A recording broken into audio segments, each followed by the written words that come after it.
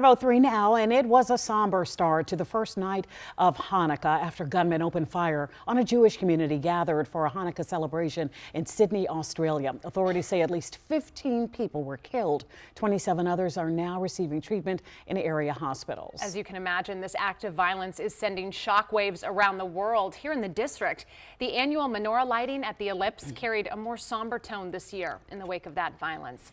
That's where we find our Jess Arnold this morning with how the community is really responding to all of this. Jess, good morning. Good morning. Yeah, well, just last night, as you mentioned, a group gathered here to light the national menorah. Of course, this is an annual tradition to kick off Hanukkah, and this group here gathered in defiance this time of that mass shooting and in honor of the victims of that shooting on Bondi Beach. Now, Rabbi Levi Shemtov, who led this event, said that he actually had family in that shooting. A great nephew was injured, and then he said another nephew and his family barely escaped.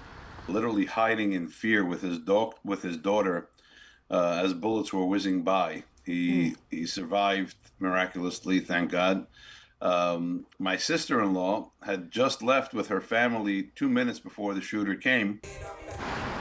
Now, officials stepped up security at yesterday's Menorah Lighting as police across the region plan to do the same at any upcoming large gatherings.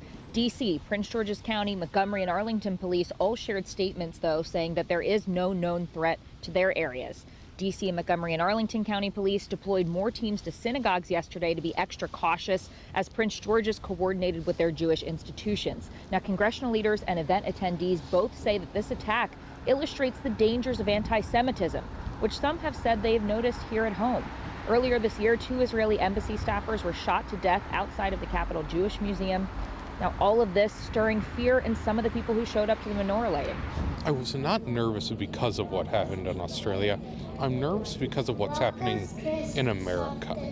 To see the rise of anti-Semitism, the rise of racism, the rise of exclusion of minorities from public spaces and public forums has made me nervous to do any large gathering of minority groups. We have one response: be more Jewish, feel more Jewish, look more Jewish. Now, as soon as we have any update on these victims of that mass shooting on Bondi Beach, we will, of course, pass that information along to you guys. Jess, thank you. We're learning their age range is from 10 to 87 years old. Jess will be following that story for us this morning.